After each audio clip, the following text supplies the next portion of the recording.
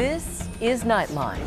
Tonight, Brad Pitt opening up about being sober no more. The A-lister who famously stopped drinking after his split from Angelina Jolie, now taking what he calls a more restrained approach to alcohol, as more celebrities go public with their drinking decisions, like Chrissy Teigen and Spider-Man star Tom Holland. Since getting sober, I can really take it in my stride and get on with it and just really enjoy every day. What some doctors say about the possible risks of relapse. Plus, unsolved mysteries. She survived the unthinkable at 15, abducted in broad daylight. I was kidnapped at gunpoint from my best friend's front yard. By staying calm and noticing everything. Knew who his doctor was and his dentist from magnets on his refrigerator. Now, decades later, digging into unsolved cases. There are people who don't know what happened to their loved ones. And if I can bring one person answers, then it's worth everything. And Anne Hathaway bumps back. How the Devil Wears Prada star shut down fake pregnancy conspiracy theories. From ABC News headquarters in New York, this is Nightline. Thanks for joining us. Tonight, Brad Pitt is one of a growing number of Americans questioning their sobriety journey, now saying he's taking a new approach to drinking and getting quite candid about it. Brad Pitt is pulling back the curtain on his sobriety. He says he began drinking again after 7 years of being sober. It's okay. Come on. Just a bad dream. In a candid new interview with Esquire, discussing in part his upcoming movie, Heart of the Beast. The 62-year-old actor-producer saying, "I was sober for 7 years, and then I got back off the wagon in a more restrained manner." In 2020, Brad Pitt gave credit to his friend Bradley Cooper for his sobriety. I got sober because of this guy, and every day has been happier ever since. The F1 and Fight Club star, Welcome to Fight Club. like so many non-celebrities, is among a growing number of people who've been public about being caught up in the pattern of alcohol abuse and recovery in Hollywood. Bradley Cooper, Robert Downey Jr., Ben Affleck. It can have a lot of impact when a very well-known celebrity comes forward and they talk about their addiction struggles, and to bring awareness to these issues and to bring awareness to living a sober life and how that's been beneficial for them. In the 90s, on and off screen, Brad Pitt was the long-haired, hunky star with the chiseled jawline, playing leading parts in films like Legends of the Fall and Interview with the Vampire. Brad Pitt's dating history has been really interesting in Hollywood. And ultimately, he dated and married Angelina Jolie. His move to sobriety came after an incident with Jolie and their children on a flight from France to California, which led to the couple's split after 11 years. In the years since, most of Pitt's children reportedly have had a frayed relationship with their father and dropped his last name. In the aftermath of that, what we have seen is a number of his children no longer talk to him. A number of them have publicly announced in some way, shape, or form that they have dropped his last name. And in this Esquire article, he talks about, family stuff. The actor first breaking his silence about his problems with alcohol about a year after Jolie filed for divorce in 2016. Appearing on the cover of GQ and saying, "We have a winery. I enjoy wine very, very much, but I just ran it to the ground. I could drink a Russian under the table with his own vodka. I was a professional. I was good." Pitt saying he stopped drinking. "I don't want to live that way anymore." There are a number of different ways to label problem drinking, so to speak. There's binge drinking, there's high-intensity drinking, there's alcohol use disorder, which is a medical diagnosis. We don't know whether Brad Pitt was ever diagnosed with alcohol use disorder. We don't know his history. Pitt later telling the New York Times in a profile, "I had taken things as far as I could take it, so I removed my drinking privileges."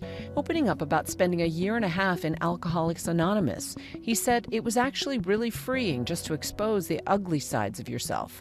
There's great value in that.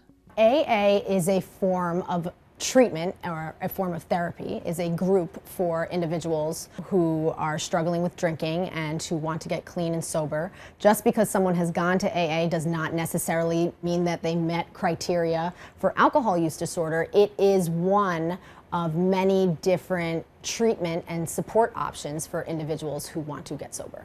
Last year, Pitt reflecting on his time in Alcoholics Anonymous on the Armchair Expert podcast. I just thought it was just incredible, men sharing, Yes. you know, their experiences, their foibles, their missteps, their wants, their aches, and just and a lot of humor with it. And I thought it was a really special experience. Pitt, just one of many celebrities who've gotten candid in the past several years about their alcohol use and attempting sobriety. A little over a year and a half ago, Chrissy Teigen, the model and TV personality, speaking out on her feelings about alcohol. Sharing on her podcast Self-Conscious that she let alcohol back into her life 4 years after announcing her sobriety in 2021, saying she was drinking mindfully. For 2 years, I didn't have a drop. I remember how proud I was when I hit a month, 6 months, and eventually a year. But then I started drinking again. Though she's been drinking off and on, she says she's now back to being sober. In an Instagram post a few months ago, thanking Summer House star Carl Radke for supporting her, writing that she's grateful to him because of his honesty and openness around his own journey with sobriety. Teigen is one of many celebrities who've talked about their experience in giving up alcohol and who are now sober. Anne Hathaway, Adele, and Bella Hadid all publicly quit drinking, and Spider-Man actor Tom Holland, who's even created his own brand of non-alcoholic beer called Beero. Since getting sober, I can really take it in my stride and like get on with it and just really enjoy every day. In 2020, Ben Affleck spoke to Diane Sawyer about his long history with alcohol and rehab and the support he received from others like Bradley Cooper. I found, like Bradley and, Robert have been really helpful to me and really supportive, and they're wonderful men. Celebrities, all part of a wave of people online, also reflecting on their own relationships with alcohol. So maybe you go through phases where you drink a lot and then you're like, all right, well, I feel better now. I'm not going to do that anymore. I'm going to quit for a little while. Going from drinking heavily to sobriety and now becoming a mindful drinker. What are your thoughts? When celebrities talk about health experiences, it really normalizes that conversation and allows people to say, me too. And I think that's fantastic, especially when we're talking about something that is so difficult to understand. In the U.S., an estimated 27.9 million people have an alcohol use disorder. And on average, 2/3 of individuals treated for it relapse within 6 months. It's important to understand that there are many things in our life that are risky, and we're all taking chances. We just simply know more about alcohol now, and it doesn't mean that everyone needs to stop alcohol, but I think at the very least, everyone should be aware. In the past few years, the Sober Curious movement has proved that you can have a blast without a buzz. Be sober curious literally means to question every impulse, every invitation, and every expectation to drink. Allowing ourselves to be curious about what's coming up for us in all of our interactions with alcohol.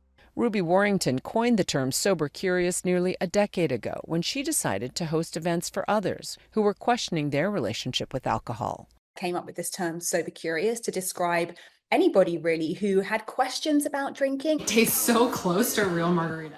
Though some people drink again after years of sobriety, many others have found greater balance in cutting back or quitting.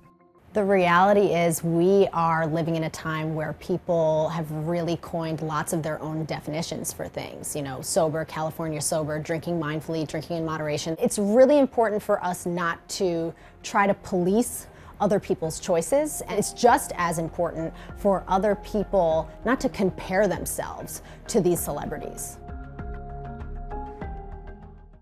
And if you or anyone you know needs help with substance abuse, call 800-662-HELP or visit findtreatment.gov. And now a look ahead at tomorrow's show. Courtney Stodden at 16, marrying a man 3 times her age. Why Seinfeld's Jason Alexander recently apologized to her. And when we come back, the extraordinary story of a woman who survived a harrowing abduction at 15 and led police to her captor. Knew who his doctor was and his dentist from magnets on his refrigerator. How she's using her experience to help crack cold cases.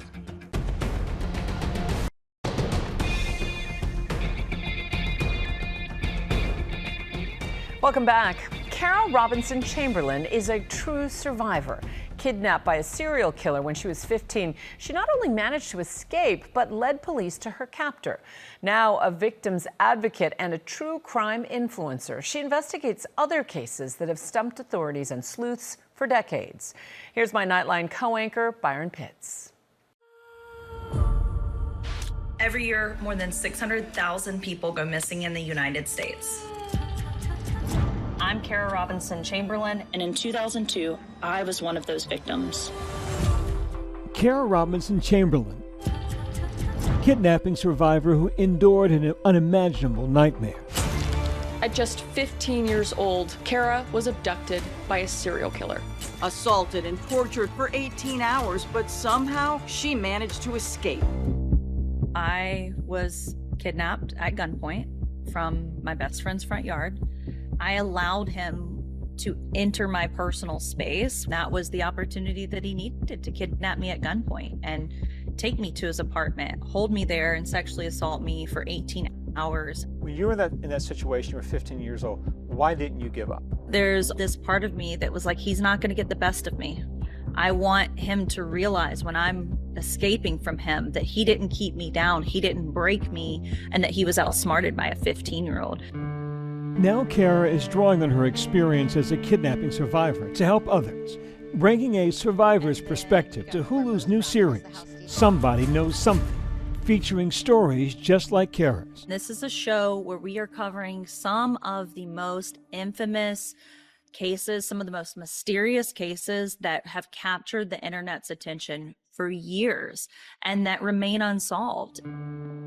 Kara has been a victims advocate for 23 years, a law enforcement professional who supports victims of crime, abuse, or other traumas. Her kidnapping dramatized in a documentary on Oxygen, Escaping Captivity, the Kara Robinson story.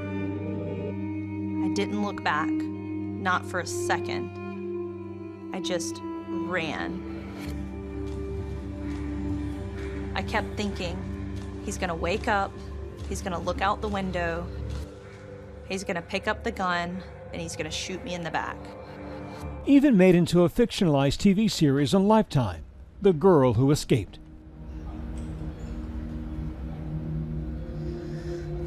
Number 4. You're sure? Number 4. In 2002, 15-year-old Kara was living in South Carolina when she was abducted. Take me back to June 2002 and 18 hours of your life. Man pulled into the driveway, and I did what many people do, which is that I noticed something that felt weird, and I made an excuse for it. I thought, this is weird that this guy just pulled in. I noticed him driving out of the neighborhood. And now here he is again. And I'm sure maybe he knows my friend's mom or something. Kara had been handcuffed to a bed, but managed to twist her way free and escape. Throughout her ordeal, she found the strength to recall details that helped identify her captor.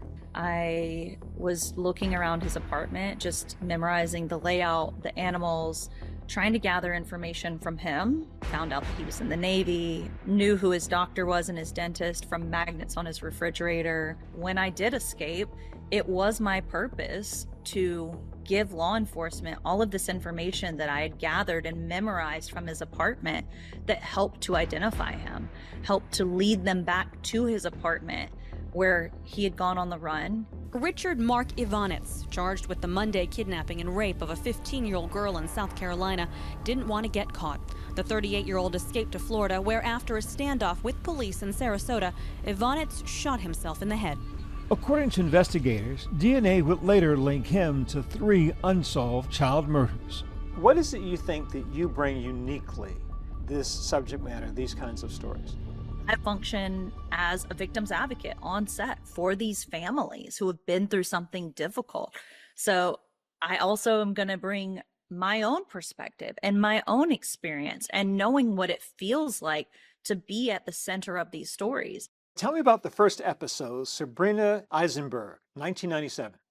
Yeah, Sabrina Eisenberg in 1997, she's a 5-month-old baby.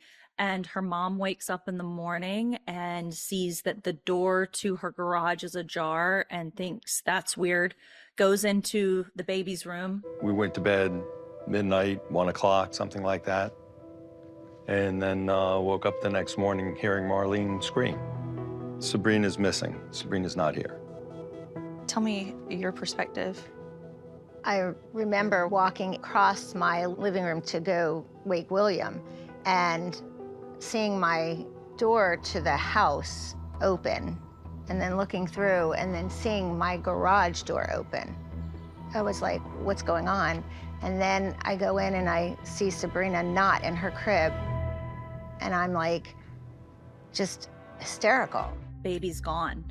Calls law enforcement, and law enforcement pretty quickly zeroes in on Steve and Marlene Eisenberg, thinking that they're the people responsible, which statistically tends to be the facts of whenever something happens to a child. Kara interviewing the Eisenberg family nearly 30 years after their daughter's kidnapping. There is a video right after Sabrina is missing. Steve and Marlene are walking to their car, and you see Steve most notably laughing. There was a lot of criticism around that. In 1997, there was not the wealth of knowledge that we have now about how to do these things in a trauma-informed way. So what I hear you say is you bring to this work not just experience, but empathy. For sure, yeah. I was very nervous multiple times sitting down with the Eisenbergs. These are people that the media has said, these people killed their daughter, right?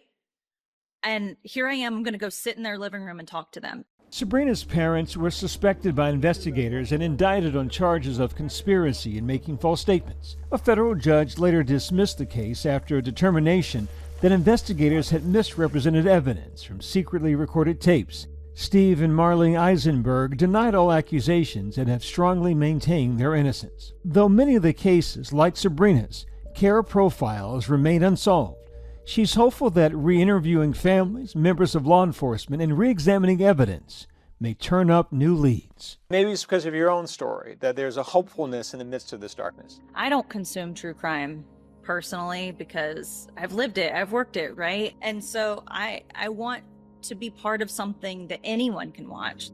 I want to do something that appeals to anyone, because ultimately the more palatable I am and this show is to the more people, the more possibility that families get answers. That's my goal. Our thanks to Byron. To see what happened in the case of Sabrina Eisenberg, including what her parents told Chamberlain, watch Somebody Knows Something, with new episodes airing Mondays on Freeform and streaming the next day on Hulu and Hulu on Disney+. When we come back, Anne Hathaway shuts down those fake pregnancy conspiracy theories.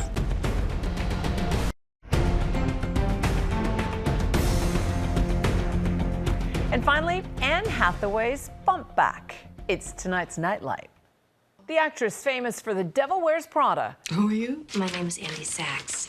Sharing her baby news with us and her Odyssey co-star, Matt Damon, just a few weeks ago.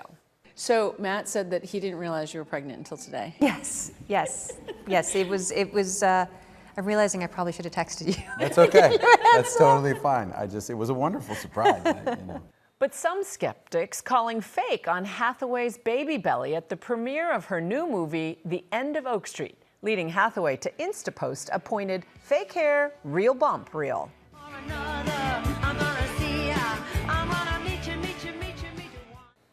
You can't fake it. That's Nightline. You can watch all of our full episodes on Disney+ and Hulu. We'll see you right back here tomorrow, same time. Thanks for staying up with us. Good night, America.